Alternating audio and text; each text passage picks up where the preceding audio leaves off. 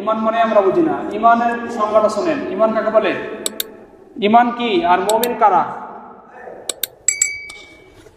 একবার হযরত জিবরাইল আলাইহিস সালাম বিশ্বনবী হযরত মুহাম্মদ সাল্লাল্লাহু আলাইহি ওয়াসাল্লামের দরবারে হাজির হলেন মানুষের রূপ নিয়ে। কোন এক মানুষের রূপ নিয়ে তিনি বিশ্বনবীর খিদমতে হাজির হলেন। তাকে কয়েকটা প্রশ্ন করলেন। তার মধ্যে একটি প্রশ্ন ছিল ঈমানের বিষয়ে। বললেন, ইয়া রাসূলুল্লাহ আখবিরনি আনিল ঈমান। ইয়া রাসূলুল্লাহ, আমাকে ঈমানের বিষয়ে বলুন, ঈমান কি? বিশ্বনবী বললেন, আন তুমিনা বিল্লাহ। ঈমান হচ্ছে তুমি আল্লাহর উপর ঈমান আনবে, ওয়া মালাইকাতিহি ওয়া কুতুবিহি ওয়া রাসূলিহি ওয়াল ইয়াউমিল আখির ওয়াল কদরি খায়রিহি ওয়া শাররিহি মিনাল্লাহি তাআলা ওয়াল বা'থি বা'দাল মাউত। বিশ্বনবী বললেন, ঈমান হচ্ছে তুমি আল্লাহর উপর ঈমান আনবে, কে আল্লাহ এক, অদ্বিতীয়, তার সে ছাড়া কোনো মাবুদ নাই। ওয়া মালাইকাতিহি, তার ফেরেশতাদের প্রতি ঈমান আনবে।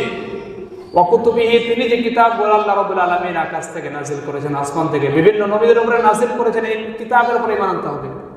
ওয়া মালাইকাতিহি ওয়া কুতুবিহি ওয়া রাসূলিহি ওয়াল ইয়াউমিল আখির, আর রাসূলের উপর ঈমান আনতে হবে। তিনি যে নবী রাসূল প্রেরণ করেছেন, এই নবী রাসূলের উপরে ঈমান আনতে হবে। ওয়াল ইয়াউমিল আখির ওয়াল কদরি খায়রিহি শাররিহি মিনাল্লাহি তাআলা, আর ভালো মন্দ ভাগ্যে যা লেখা আছে, যা কিছু আপনার সঙ্গে ঘটছে, এগুলো সব কিছু আল্লাহর পক্ষ থেকে। এই বিষয়ে আপনাকে এই ভাগ্যের প্রতি আপনার ঈমান আনতে হবে। ওয়াল বা'থি বা'দাল মাউত, আর মৃত্যুর পরে পুনরায় জীবিত হওয়ার প্রতি আপনাকে ঈমান আনতে হবে। এটাকে বলা হয় ঈমান।